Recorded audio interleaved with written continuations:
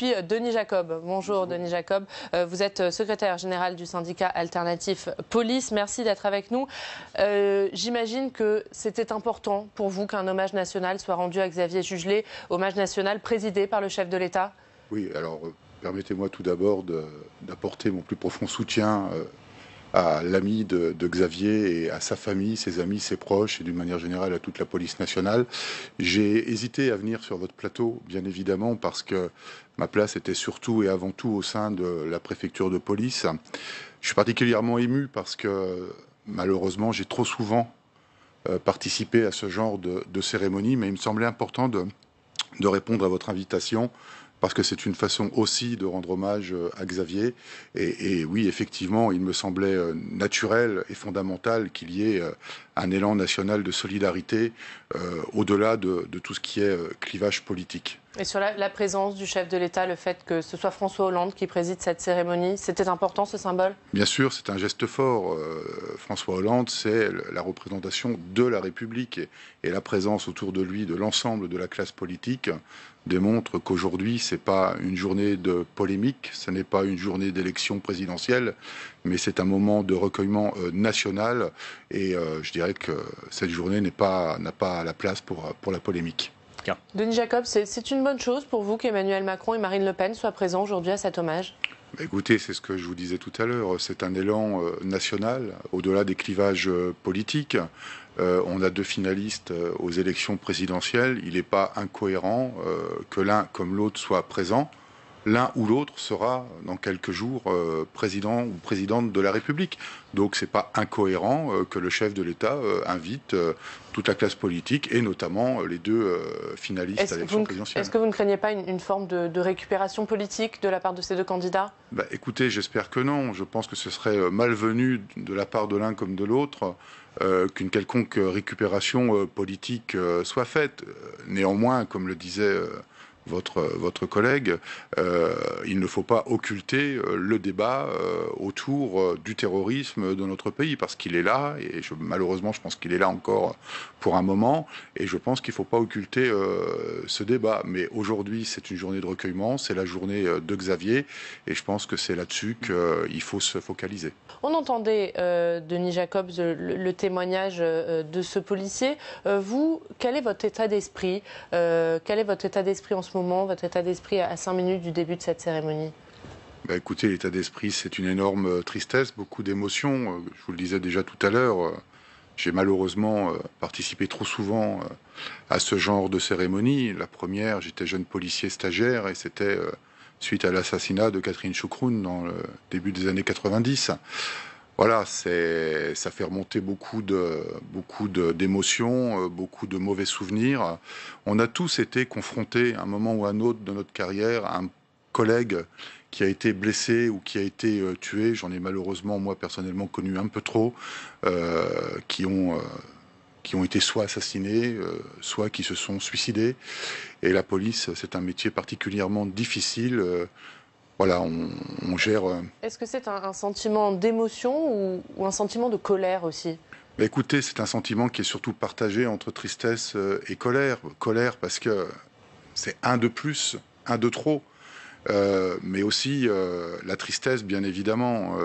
Ce collègue était jeune, comme beaucoup de policiers, et voilà, il avait la vie devant lui comme tout le monde, et il faisait son travail avec professionnalisme, et puis un fou furieux est passé par là et l'a sauvagement assassiné. Donc je suis désolé, je trouve pas mes mots parce que l'émotion est là, et c'est compliqué d'expliquer toutes les raisons pour lesquelles on peut être en colère aussi aujourd'hui. Malheureusement, le risque zéro n'existe pas non plus. On ne peut pas mettre un policier derrière chaque personne. Il y a certainement des questions à se poser sur les dispositifs qui sont mis en place pour la lutte contre le terrorisme. Denis Jacob, on a vu votre émotion durant toute cette cérémonie. Quel est votre sentiment à l'issue de cette cérémonie, à l'issue du discours du chef de l'État? Est-ce qu'il a su trouver les mots qu'il fallait? Écoutez, oui, ce genre de cérémonie apporte toujours ce qu'attendent les policiers au quotidien, soutien et reconnaissance de l'État. Malheureusement, c'est dans ce genre de circonstances qu'on sait le rappeler, et c'est aussi pour ça qu'il y a de la colère chez mes collègues. C'est que peut-être un peu trop rarement on sait apporter son soutien et la reconnaissance due aux policiers que dans ce genre de circonstances, et que les policiers, face à l'adversité au quotidien, aimeraient bien avoir un peu plus d'affichage de la part de la République à leur égard par rapport au travail qu'ils accomplissent difficilement tous les jours sur le terrain. De la part de la République, de la part des élus ou aussi de la part des Français, pouvoirs de la publics. population? Non, les Français soutiennent leur police. Ça, je crois que les policiers ne se posent même pas la question. Nous avons pu, ces dernières années, constater l'élan de solidarité et de soutien de la population, quel que soit l'événement qui a pu se produire. Non, c'est véritablement un besoin de soutien des pouvoirs publics, de l'État, cette reconnaissance qui nous est due au quotidien, et que malheureusement on aimerait voir un petit peu plus souvent, et pas uniquement quand des drames se produisent. Alors justement, Emmanuel Macron et Marine Le Pen sont présents ce matin. L'un d'entre eux sera président de la République le 7 mai prochain. Qu'est-ce que vous leur demandez ? Écoutez, moi je demande à ce que tous les moyens soient mis en place pour que les policiers et les gendarmes, d'une manière générale, les forces de sécurité intérieure de la France, puissent disposer de tout ce qu'il faut pour accomplir leur mission au quotidien. Il y a des choses qui ont été faites, il y a des réponses qui ont été apportées. Peut-être pas encore suffisamment. Il y a peut-être un fonctionnement aussi à revoir de certains services, de restructurer les missions, les conditions de travail. Enfin, il y a beaucoup de thématiques qui sont à voir très très rapidement au lendemain de l'élection présidentielle du 7 mai, afin de répondre à l'attente de la grande majorité des collègues. Nous avons eu des mouvements de colère en octobre 2016. Cette colère est toujours là. Il ne faut pas l'occulter, et au contraire, je pense qu'il faut l'aborder très sereinement et officiellement, de façon à ce que ce genre de choses ne se reproduisent plus. Alors justement, on se souvient de ces mouvements de colère en octobre dernier. Bernard Cazeneuve était alors ministre de l'Intérieur. Il est aujourd'hui Premier ministre. Il est présent ce matin à la préfecture de police de Paris. Mais Bernard Cazeneuve, ministre de l'Intérieur, avait pris des mesures en votre faveur, notamment concernant des moyens supplémentaires, la légitime défense. Elles ne sont pas suffisantes, ces mesures ? Alors ce sont des mesures et des décisions importantes qui étaient nécessaires et attendues. Ça, c'est indéniable. Mais vous savez, la police nationale, ce sont 146 000 fonctionnaires de police, de tout corps, de tout grade. Et bien évidemment, ce qui a été apporté comme réponse n'a pas répondu à la majorité, mais a répondu à des nécessités du moment, notamment dans le cadre du renforcement des unités d'intervention spécialisées, mais la police au quotidien, c'est-à-dire la police générale, la police de secours, la police d'urgence, elle a besoin cruellement de moyens et d'effectifs, et c'est sur ce sujet-là qu'il faut demain se pencher. Denis Jacob, qu'est-ce que vous avez pensé en entendant cette phrase? Est-ce que ce n'était pas un peu déplacé de la part du chef de l'État? Écoutez, moi, je m'en remets à l'analyse de monsieur. Moi, je suis pas politique, je suis syndicaliste. Mais votre sentiment, vous, mon sentiment, c'est surtout celui de mes collègues, c'est que ils en ont assez d'être les faire-valoir politiques pour les uns ou pour les autres.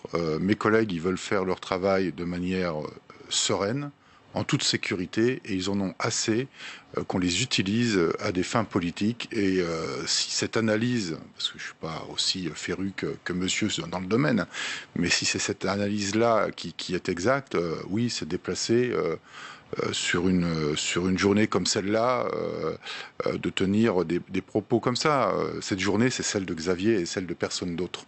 Donc je pense que ça, il faut que tout le monde le comprenne, et qu'il y a un temps pour tout. Il y a un temps pour l'hommage, il y a un temps pour le recueillement. Et comme le disait également monsieur Faux tout à l'heure, il y a le temps de l'élection, il y a le temps des débats politiques, ça viendra demain. Mais aujourd'hui, je pense qu'il faut revenir à l'essentiel de cette journée, l'hommage et le souvenir de Xavier. Alors, pour rester sur cet hommage, François Hollande a eu cette phrase, c'est parce qu'il était policier qu'il a été frappé, et c'est en tant que policier qu'il est tombé. Est-ce que vous, aujourd'hui, Denis Jacob, en tant que policier, vous avez le sentiment d'être la cible principale de ces terroristes? Oui. Déjà, ce qui s'est produit pour Xavier, malheureusement, peut arriver à chacun de mes collègues sur le terrain. Moi, je me ressors un peu de cela. Je suis syndicaliste à temps plein. Je ne prends pas les risques que prennent mes collègues au quotidien. Mais oui, les policiers, les gendarmes, les militaires sont des cibles. Daesh, notamment, l'a clairement indiqué et a clairement invité, entre guillemets, ces combattants à s'en prendre directement aux forces de sécurité françaises. Oui, on est des cibles privilégiées. Est-ce que cela a changé quelque chose dans votre façon d'exercer votre métier ? Écoutez, les collègues sont de toute façon très vigilants, très prudents. Ce sont des professionnels de la sécurité. Ils interviennent au quotidien sur des missions difficiles et pas que terroristes. Vous avez des milliers de blessés chaque année, il ne faut pas l'oublier, hein, plus d'une dizaine de milliers. Ça, il ne faut pas l'oublier. Et donc, oui, quand on part le matin, on ne sait pas si on va rentrer le soir. Et alors, on a des appréhensions, on a des peurs, on est des hommes, des femmes, bien évidemment, mais on est aussi et surtout policiers, on défend la République et on la défend malheureusement, mais surtout au péril de sa vie. Et du coup, est-ce que vous êtes plus réticent, par exemple, à aller sur le terrain ? Non, mes collègues ne sont pas plus réticents. Vous imaginez bien qu'au regard de ce qui se passe sur notre territoire depuis plus de 2 ans, si nos collègues étaient plus réticents à être sur le terrain, on aurait peut-être eu beaucoup plus de drames qu'on en a déjà eu. Non, mes collègues ne sont pas réticents, ce sont des pros de la sécurité. Ils ont foi en la République et ils défendent coûte que coûte les citoyens pour lesquels on s'est engagé en entrant dans cette belle institution. Saveria nous parlait à l'instant du discours du compagnon de Xavier Jugelé, le compagnon Xavier Jugelé qui s'est exprimé juste avant le chef de l'État, François Hollande. C'était une première, c'est un beau symbole. Est-ce qu'on peut parler de beau symbole dans telles circonstances? C'était très important que son compagnon puisse s'exprimer, bien évidemment. Ça démontre aussi, malheureusement, dans telles circonstances, que la police est à l'image de la population. Voilà, tout le monde le sait, Xavier, son ami, était un couple homosexuel. Ils étaient membres, comme moi, de l'association FLAG, donc au sein de la police nationale. Et donc, malheureusement, les circonstances n'étaient pas forcément les bonnes pour démontrer que la police nationale est à l'image de la société. Mais oui, c'est un symbole pour ceux qui pensent que les policiers ne sont pas forcément des hommes et des femmes comme tout le monde. Merci beaucoup Ludovic, merci Denis Jacob, merci beaucoup d'être venu avec nous sur ce plateau, commenter cette cérémonie d'hommage national à Xavier Jugelé, tué sur les Champs-Élysées le 20 avril dernier. Merci à tous de nous avoir suivis et très bonne journée sur Public Sénat.